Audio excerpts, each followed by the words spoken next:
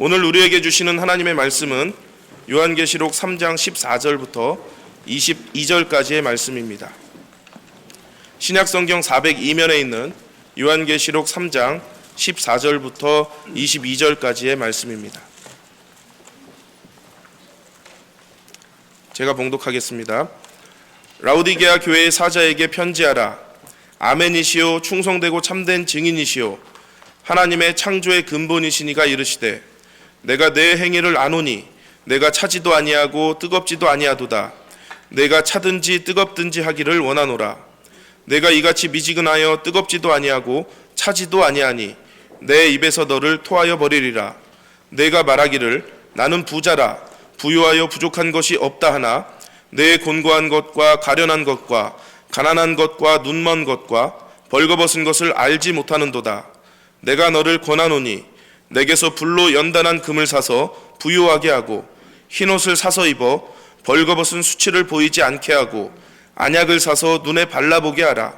무릇 내가 사랑하는 자를 책망하여 징계하노니 그러므로 내가 열심을 내라 회개하라. 볼지어다 내가 문 밖에 서서 두드리노니 누구든지 내 음성을 듣고 문을 열면 내가 그에게로 들어가 그와 더불어 먹고 그는 나와 더불어 먹으리라. 이기는 그에게는 내가 내 보좌에 함께 앉게 하여 주기를 내가 이기고 아버지 보좌에 함께 앉은 것과 같이 하리라. 귀 있는 자는 성령이 교회들에게 하시는 말씀을 들을지어다.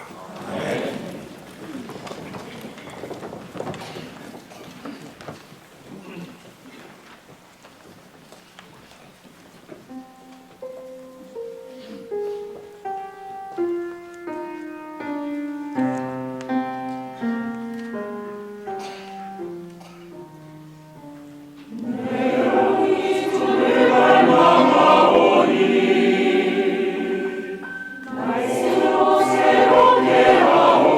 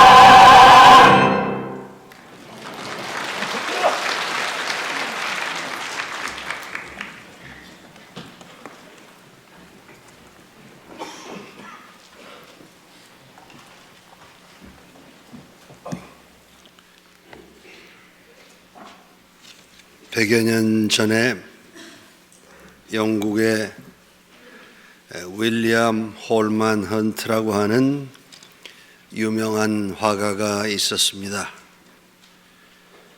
그가 그린 성화 중에 우리들이 잘 아는 세상의 빛이라고 하는 작품이 있습니다. 근데 우리는 세상의 빛이라고 하는 제목보다 우리들 마음대로 붙였지요. 문을 두드리시는 주님, 그렇게 우리가 익숙해져 있습니다. 왜 문 밖에 서서 등불 들으시고 노크하시는 그 그림입니다. 유명한 그림이지요. 그런데 그 그림이 완성되기까지, 그 그림을 완성을 하면서 그에게 얽힌 하나의 일화가 있습니다. 이제 헌트가 성경을 보고 기도하고 연구해서 열심히 그림을 잘 그렸습니다. 그리고 나서 이제 주위의 사람들을 불렀어요. 이게 내가 새로 그린 성화인데 한번 봐다오. 어떠냐? 멋있습니다. 역시 대단하십니다. 잘 그리셨습니다. 어디 이상한 데 없냐? 아니요. 멋지기만 한데요. 그래도 어디 잘못된 데 없을까? 그러고 있는데 조금 있더니 그 모인 사람 중에 젊은 화가가 하나 있는데 그가 이제 입을 열더랍니다. 선생님, 그림을 썩 잘 그리셨는데 가만히 보니까 선생님답지 않게 초보적 실수를 하셨습니다. 그게 뭔가? 선생님, 그 문에 손잡이하고 자물쇠를 그리는 것을 잊으셨습니다. 그랬더니 헌트가 사실 그걸 노린 거지요. 사실 이 그림의 백미는 그걸세. 그러면서 이제 설명을 하는 겁니다.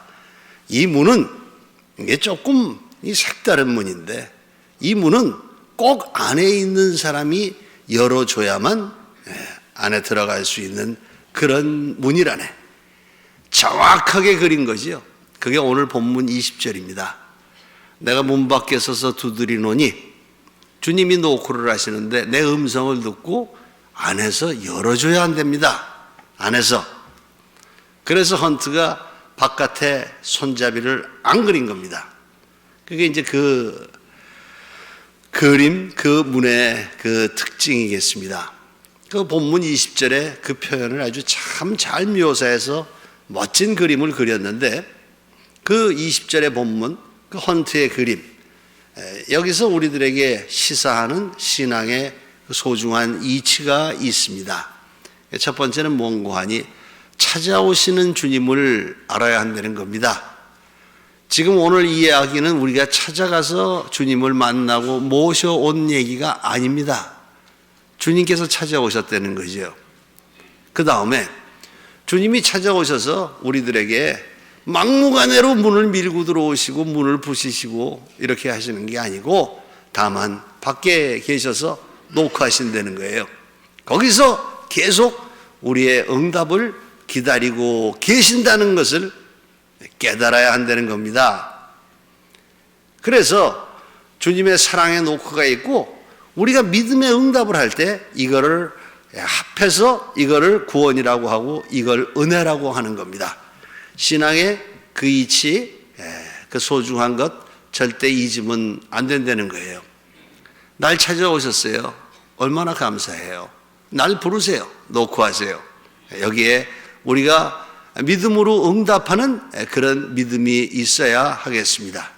그런데 어떻게 됐든 간에 오늘의 그 헌트의 그림을 연상을 해보세요.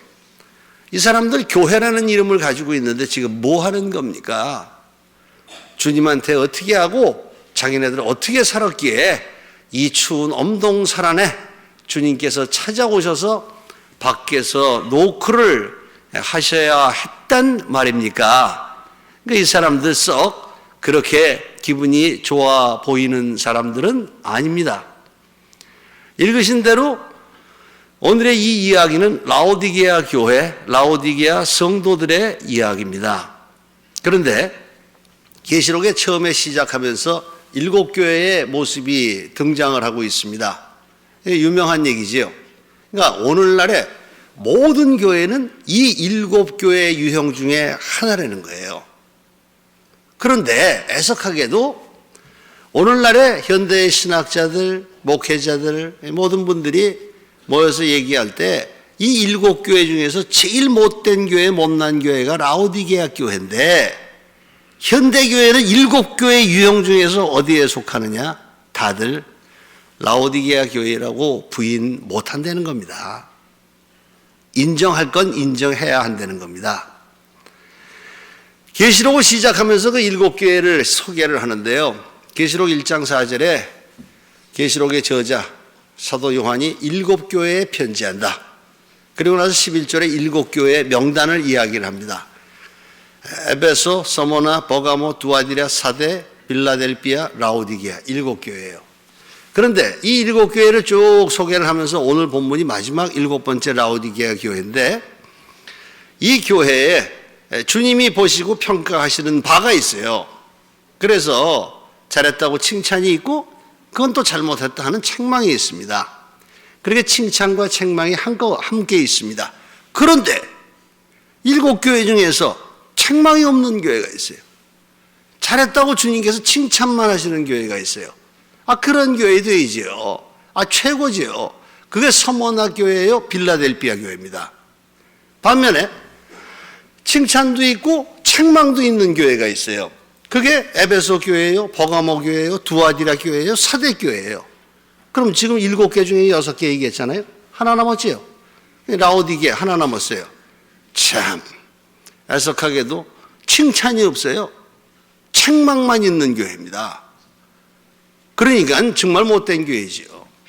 일곱 교회의 유형이 있다면은 꼭 기도하고 우리가 헌신하고 충성해서 서모나 교회, 빌라델비아 교회 같은 교회를 만들어야지 라오디게아 교회 같이 되면은 안 된단 말입니다. 그런데 현대 교회가 어느 교회를 닮았냐? 인정해야 안 되는 거예요. 라오디게아 교회를 닮았다는 거죠. 그래서 다시 없이 소중히 듣고 잘 깨달아야 하는 그런 성경이라고 생각을 합니다. 그래서 이 라오디게아 교회의 모습에 대해서 오늘 여러분들과 함께 진지하게 한번 더 생각을 해 보려고 합니다. 근데 제가 설교를 하면서 라오디게아 교회 이 설교 참 많이 했거든요. 많이 했는데 하여튼 오늘 또 하라니까 또 하는데 그러면 오늘은 도대체 이 교회를 주님이 말씀하시기를 한마디로 이거 미지근한 교회라는 거예요. 이 미지근하다는 게 뭔 말씀이냐? 무슨 어떤 의미를 함축하고 있는 거냐? 그렇게 해서 그 미지근이라고 하는 미지근한 신앙, 미지근한 교회, 그 미지근을 중심으로 해서 한번 생각을 해 보겠습니다. 이게 미지근은 이제 결과적인 얘기인데, 그 이제 표현이 뭔고 하니 구체적인 표현으로 예수님께서 차지도 않다, 뜨겁지도 않다. 그러면 뭐냐? 그러면 미지근이라는 거예요. 그렇게 이제 15절, 16절 소개를 하고 있는데요.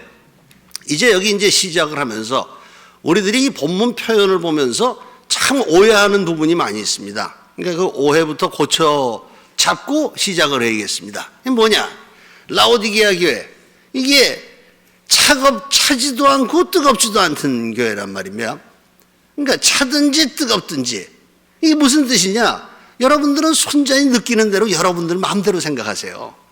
차든지 뜨겁든지 믿든지 말든지 둘 중에 하나해라. 그거 아니라는 겁니다. 그걸 그렇게 잘못 생각을 하면 안 된다는 거예요. 우리는 그 표현이 그렇게 받아들이기 쉬운데 절대 그런 표현이 아니라는 거지요. 찬 거는 찬 거의 매력이 있고 뜨거운 거는 뜨거운 것의 매력이 있습니다. 몹쓸 거는 미지근한 거다 이거예요.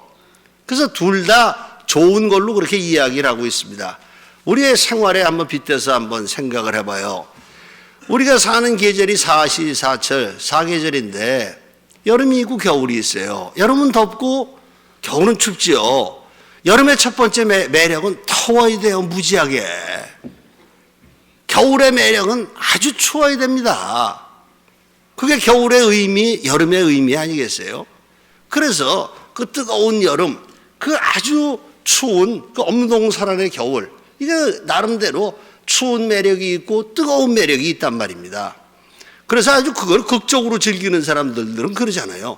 여름에 이열치열이라고 더 뜨거운 음식 먹고 땀내고 그러고 즐긴단 말입니다. 아주 그 뜨거운 거를 즐기는 사람들이 있어요. 겨울에 저 같은 사람 물냉면 먹잖아요. 추운 날 물냉면 먹으면 통쾌합니다. 이거 통쾌한 게 있어요. 이한치안이요. 겨울에 삼계탕 먹는 건 이열치열이고 겨울에 냉면 먹는 건 이한치안입니다. 그거 아주 추운 매력이 있고 아주 뜨거운 맛이 있단 말입니다. 그 문제는 뭐냐? 이 미지근한 거란 말입니다. 미지근한 거. 그런데 이걸 우리가 일반적으로도 그런 걸 이제 깨달을 수가 있는데 주님께서 차든지 뜨겁든지 하려는 거는 정말 전곡을 폐부를 찌르는 표현이라는 거죠. 설명이 필요 없다는 거예요. 이건 라오디게아 사람들한테는 이 표현 하나로 이미 모든 설명 끝났다는 거죠. 누구보다 정확하게 알고 있다는 겁니다. 이게 주님의 지혜죠. 깨닫게 하시는. 그게 이런 겁니다. 그들이 처한 그 지리적 배경이 있어요. 그러니까 라오디게아는 돈이 많은 도시예요. 이 교회도 아주 돈이 많은 교회예요. 근데 이 라오디게아가 물사정이 나쁩니다. 물사정 나쁜 게 대수냐? 돈 많으니까 돈으로 해결하면 될 거 아니에요. 그래서 북쪽으로 11km 떨어져 있는데 히에라볼리라고 있는데 기가 막히는 온천이 있어요. 섭씨 9도, 90도씨를 그냥 가까이 올라가는 아주 따끈따끈한 온천입니다. 돈 많은데 뭐예요? 수로 연결해서 거기서 물을 끌어오는 거예요. 온천수를. 끌어오면 될 거 아니냐. 그러고는 서쪽으로 14km 떨어져 있는 골로세라고 있는데 그 골로세 산에 얼음장처럼 찬 생수가 있는데 돈이 있으니까 끌어오면 될 거 아니냐. 14km를 수로를 놔서 그걸 끌어오는 거예요. 이렇게 해서 끌어왔는데 자, 뜨거운 히에라볼리의 온천수가 있어요. 아주 차가운 골로새의 생수가 있어요. 근데 이게 11km를 오면서 식어가지고 미적지근해지고 이게 그 찬 생수가 14km를 오면서 데워져가지고 미적지근해가지고 어느 게 목욕물이고 어느 게 마시는 물인지 구별이 안 되는 거예요. 둘 다 미적지근해가지고 이거 쓰겠냐 이거예요. 기대했던 건 이게 아니잖아요. 기대했던 건 따끈따끈한 물에다가 시원한 물이 생수였는데 오고 나니까 이게 둘 다 아니다 이거예요. 너희들이 그와 같다는 거예요. 너희들이. 그러니까 뭘 이거 설명을 해요. 기가 막힌 아주 그 비유요 그 표현이시죠. 그러니 한번 생각을 해보세요. 내가 한번 라오디게아 사람이라고 그러고 이렇게 가정을 하고 한번 이렇게 이제 생각을 해봤어요.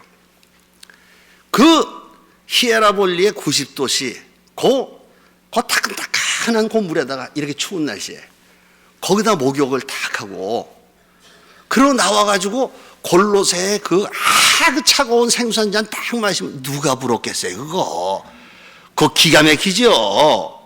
그렇죠. 아주 뜨거운 거에 매력이 있어요. 찬 거에 매력이 있어요. 찬 거는 너 찬 거 지켜야 되고 뜨거운 놈은 뜨거운 거 지켜야 돼요. 그게 매력이니까 이거 아주 귀한 거란 말입니다. 다시 하나 한 번 더 설명을 하자면은 제가 참 목욕을 좋아하거든요. 목욕이라면 가리지 않고 합니다. 목욕을 불가마도 엄청나게 다니고요. 예, 반신욕도 많이 하고 족욕도 많이 하고 참 많이 해요. 이게 좋다는 거 이제 다 하거든요. 반신욕, 족욕 좋다 그래서 많이 하거든요. 근데 오늘 만화책을 봤더니 말이에요. 그 반신욕 얘기가 나오는데 이게 반신욕을 하면서 입에다가 얼음을 물고 딱 하면 이게 이름이 황제 반신욕이래요. 그래서 이게 뭔 말인가 깜짝 놀랐죠. 그래서 난 몰라도 그냥 얼음 물고 하거든요. 이제 황제 반신욕이라 그래서 황제 시대 때는 먹을 수 있는 얼음이 없었잖아요. 황제만 먹기 때문에. 그래서 입에다 물고 있으면 황제래요 그게. 근데 이게 이치가 이런 거예요. 목욕 중에서 다 목욕이 좋은 거지만 반신욕, 족욕이 좋은 게 뭐냐면은 이게 하반신은 데피고 상반신은 데피지 말라 이거예요.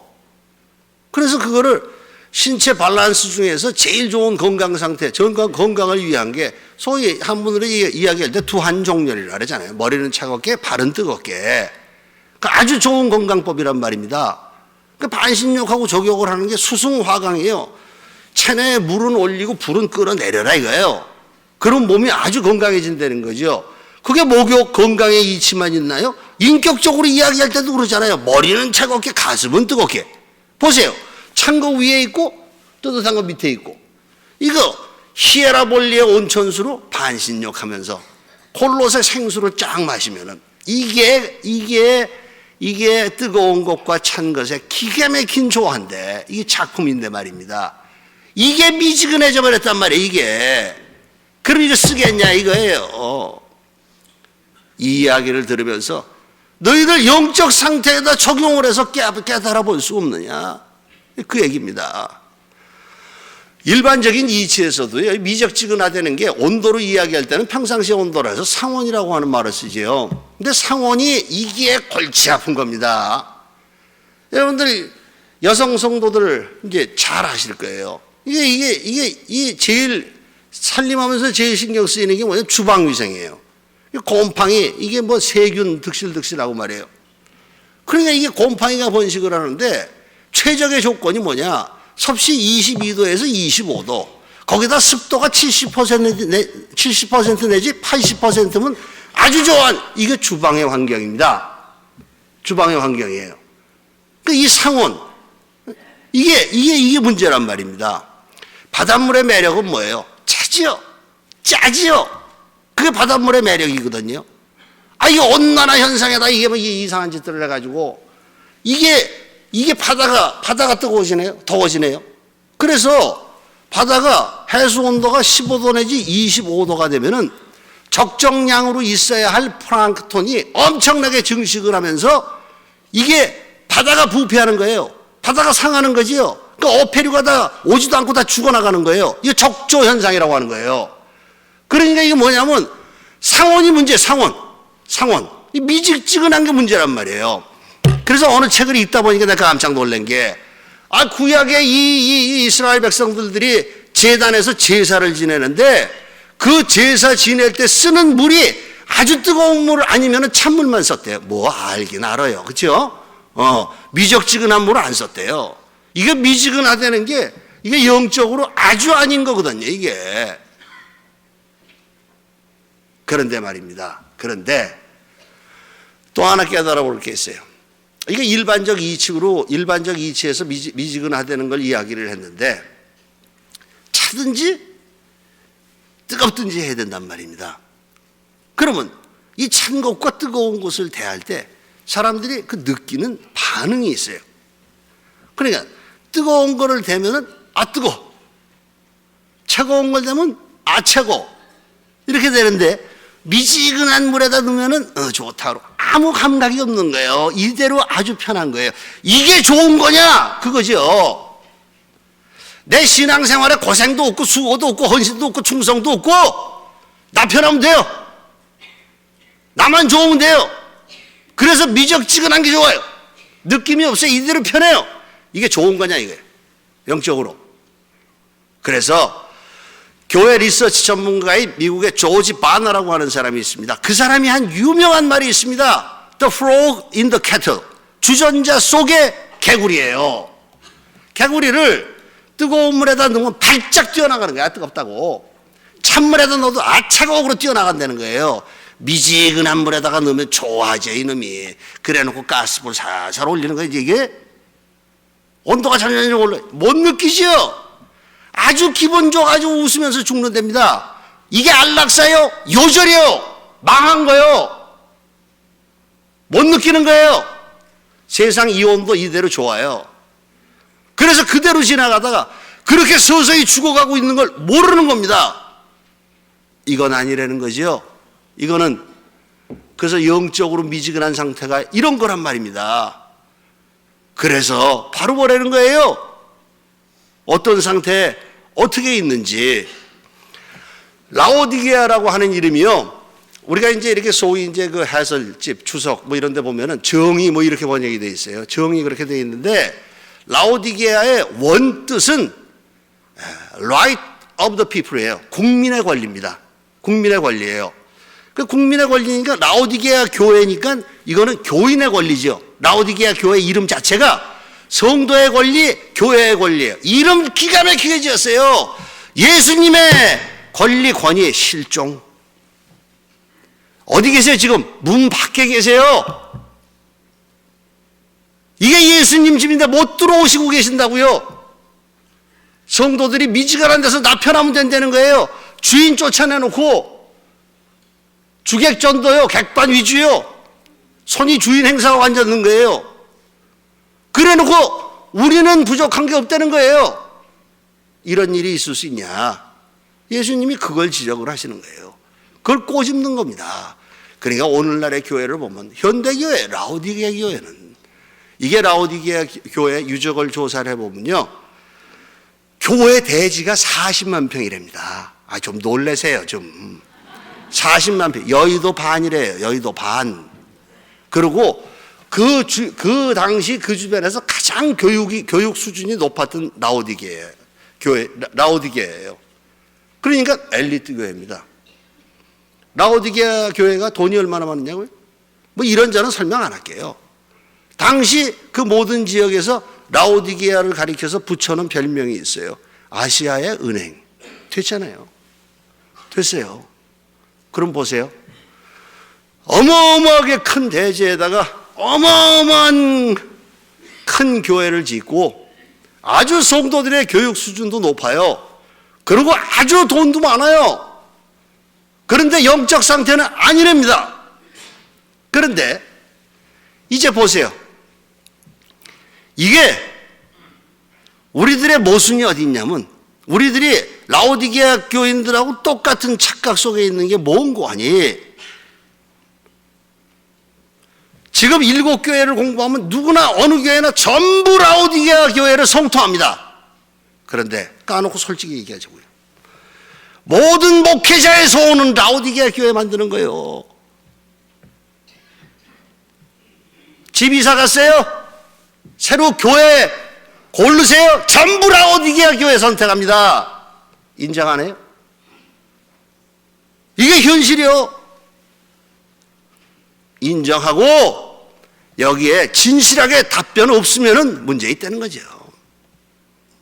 교회 커야 돼요. 왜 커야 돼요? 초대교회가 맨날 부흥했어요. 3,000명, 5,000명. 교회 커야 돼요. 이 마지막 때 땅끝까지 선교하고 구제할 일이 얼마나 많은데 엄청나게 큰 교회 만들어야 돼요. 그런데 그렇게 해서 우리 교회처럼 초대형 교회를 만들었는데 안에 지른 라오디게아라면은 어찌하면 좋겠습니까? 이게 정말 교회의 진실한 고민이 돼야 되고, 이게 기도 제목이 돼야 한다는 거지요. 주님은 그런 뜻에서 우리들에게 이 말씀을 하시는 거예요. 나는 부자래요. 부족한 게 없어요. 이대로 살게 냅두래요. 그냥 아주 좋다고. 근데 주님께서 정확하게 이야기하십니다. 넌 모른다. 내 곤고한 것과 내 가난한 것과 내 가련한 것과 내 눈먼 것과 벌거벗은 것을 네가 모른다고. 이 바보 같은 사람아. 그런데 말입니다. 이게 5가지 얘기를 하시는데 내가 그걸 놓고 곰곰이 생각을 해야 돼요. 이게 못된 교회예요. 못난 교회예요. 그러나 악한 교회는 아닙니다. 우상숭배했다고 뭐라 그러셨어요? 살인했다고 뭐라 그랬어요? 아니에요. 아주 불쌍한 사람들이에요. 아주 내 곤고한 것과 가련한 것과 가난한 것과 눈먼 것과 벌거벗은 것, 이건 구제 대상이요. 그 내가 이 5가지 표현을 보고 혼자 이러고 묵상하면서 내가 느꼈다니까요. 이거 현실로 이런 육신적으로 이런 사람 어디 있냐고 물으신다면 바로 윗동네에 있어요. 38선 넘어 위에 사는 저 사람들 꼭 욕걸하지요. 북한이 그 모습이라면 남한 사람들은 영적으로 이 모습이라는 걸 알아야 한다는 거예요. 육신적으로 저 사람들이 얼마나 비참하고 불쌍한 사람들이냐, 그 생각, 그 느낌이 있다면은 영적으로 그런 사람이 있다면 이게 얼마나 불쌍한 거냐, 이게 누구 모습이냐, 남의 얘기냐. 예수님이 그 말씀 하시는 거예요. 그 말씀.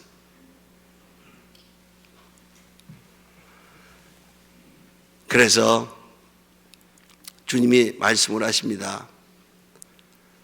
금 같은 믿음을 사래요. 해결 방법이 있대요. 금 같은 믿음을 사고요. 흰 옷을 사랍니다. 안약을 사래요. 전부 사라 그래요. 근데 돈 안 주고 사는 거예요. 믿음으로 살 수 있는 거예요. 이거는 주님께만 살 수 있어요. 그래서 정말 부자가, 영적으로 부자가 되고 싶으냐? 믿음의 부자 되어야 된다. 금 같은 믿음으로 믿음의 부자 되라. 내 그 부끄러운 수치스러운 모습 주님께 살아. 주님께서 입혀주시는 의의 옷이 있다. 내 모든 죄의 허물 부끄러움을 다 가려주시는 흰 옷이 있다. 믿음으로 그 옷 사서 입어라. 부끄러운 거 가려야 되지 않느냐. 도대체 나는 부족하다고, 부요하다고 부족한 게 없다고 그러는데 넌 도대체 그렇게 영적으로 분별력이 없냐.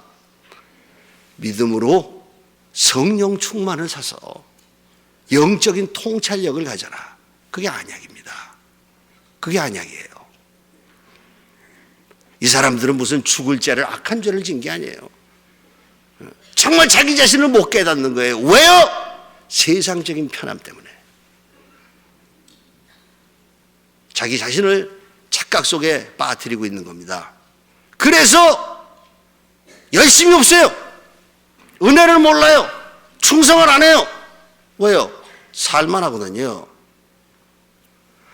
성경에 보면요, 굉장히 불명예스러운 도시들이 있죠. 그래서 그 도시들을 가지고, 미국 사람들은 기독교 국가니까 그 도시들을 가지고 지네들이 말을 만들었어요. 그러니까 동성연애 중에서도 남자끼리 하는 동성연애자, 남색자들을 소돔 사람이라 해서 소도마이트라 그래요. 아주 방탕하게 사는 사람들을 고린도 사람 같다 해서 코린시안이라 그래요. 그런데 매사에 우유부단하고 맺고 끊는 게 없어요. 물에 물 탄 듯 술에 술 탄 듯. 아, 짜증나는 사람이 있어요. 열심히 없어요. 아주 무성이에요. 아주 미적지근한 사람이 있어요. 그 미국 사람들이 레이어디시안, 저 사람은 라오디게아 사람이라는 거예요. 라오디게아. 그러니 이게 얼마나 큰 흉입니까? 머뭇머뭇해요. 세상적으로 이 정도면 됐대요. 영적인 거 무시합니다. 주님은 눈 밖에 계세요. 참 슬픈 얘기입니다. 그러니 은혜를 알고 결단을 해서 회개할 거 회개하고, 머리 나쁜 거 용서해 주세요. 회개하고. 나 참 가련한 사람입니다. 회개하고, 그리고 이제라도 은혜를 알고 열심을 내야지요. 열왕기상 18장에 보면 그 유명한 갈멜살의 대결이 나와요. 엘리야 선지자하고 450명의 바알 선지자가 나오죠. 근데 그 엘리야의 마음을 보세요. 지금 1대 450어? 안 두려워요. 겁 안 나요. 저 사람 절대 두려워하지 않습니다. 정말 엘리야는 선지자다워요. 큰 선지자다워요. 이 450명의 사탄 마귀 바알 선지자를 눈앞에 두고 자기 마음에 끓어오르는 분노가 있어요. 이 구경꾼들 이스라엘들. 그래서 열왕기상 18장 21절에 바알 선지자한테 뭐라 그러는 게 아니라 이스라엘 백성들한테 이야기합니다. 너희가 어느 때까지 둘 사이에서 머뭇머뭇하려느냐. 여호와가 만일 하나님이면 그를 따르고 바알이 만일 하나님이면 그를 따를지니라. 백성들이 말 한마디도 대답지 아니하니라. 이게 우유부단이에요. 그러니 이게 미지근한 신앙이에요. 그러니 엘리야가 대노를 했는데 그 모습을 보고, 그러니까 미지근한 신앙이 얼마나 부끄러운 건지를 알아야 됩니다. 알아야 돼요. 그러나 여기에도 정말 기가 막힌 은혜가 있어요. 현대교회 라오디게아 교회입니다. 우리 교회요, 라오디게아 교회 되면 안 되는 거죠. 그런데 들으신 대로 정말 속된 표현으로 구역질 나는 교회인데, 눈물 나는 표현이 있어요. 예수님께서 19절에 내가 사랑하는 자를 책망하여 징계한다고 사랑하신답니다. 사랑하신대요. 이 교회를. 소망이 있다는 거예요. 틀림없이 돌이키고 분명히 이길 거다 기대하신다는 게 주님의 믿음이에요. 사랑해서 이 교회 어떤 어떤 물리적인 가해를 하시는 게 아니에요. 책망하여 징계하신다고. 엘렌코, 헬라어로, 영어로 리비우크. 말로 부모가 사랑하는 어린 자녀들 잘못했을 때 꾸짖는 것처럼, 그 우리도 속된 표현으로 좋은 말 할 때 들어라. 사랑한다. 내 마음을 알아다오. 믿음은 그게 아니다. 돌이켜야 돼요. 만문 열어야 돼요.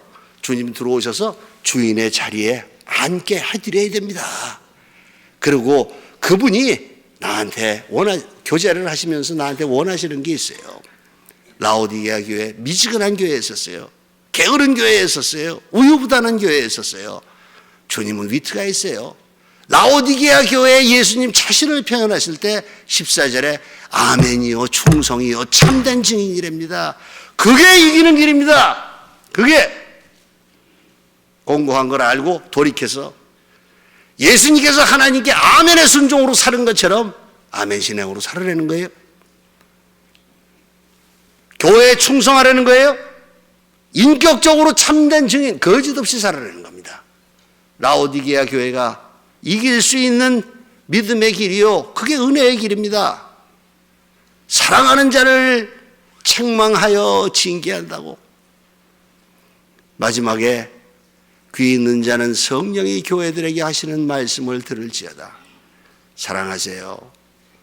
귀 있는 자들은, 성도들은 성령께서 정말 하나님의 마지막 때 우리 교회를 향하신 하나님의 믿음이 있어요.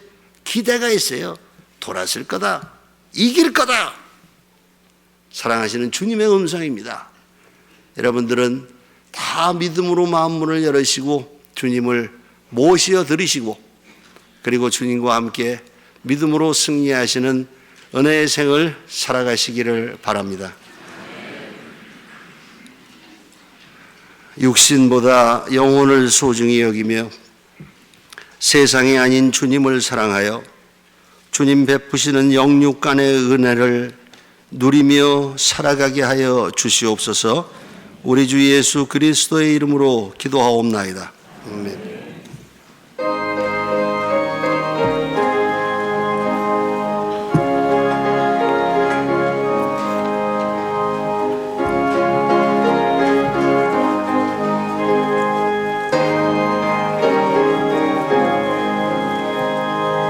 온유한 주님의 음성 내 귀에 속삭이네. 내 마음 문을 두드리니 곧 주님을 영접하라. 피하지 말라. 피하지 말라. 우리가 곁길로 피해도 맘속에 오시리. 심판날 당할 때 주님을 넘어질 준비해. 마음속에 주님을 영접하라. 주 영접하라. 사랑의 주 예수 친히 이 땅에 내려오사 문 밖에 서서 기다리니 참 놀라운 사랑이라. 피하지 말라. 피하지 말라. 우리가 곁길로 피해도 맘속에 오시리. 심판날 당할 때 주님을 넘어질 준비해. 맘속에 주님을 영접하라. 주 영접하라. 주님이 부르는 음성 널 받아주신 하나님, 회개한 내게 임하시어 끝까지 널 도우시네. 피하지 말라 피하지 말라 우리가 곁길로 피해도 맘속에 오시니 심판날 당할 때 주님을 너 맞을 준비해 맘속에 주님을 영접하라 주 영접하라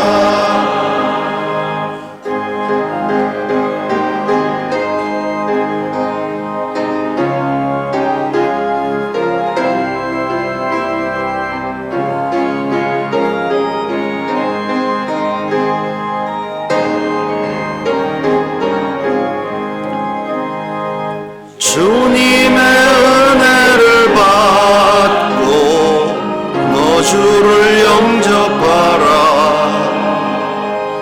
마음 문 활짝 열어놓고 너 주님을 영접하라 피하지 말라 피하지 말라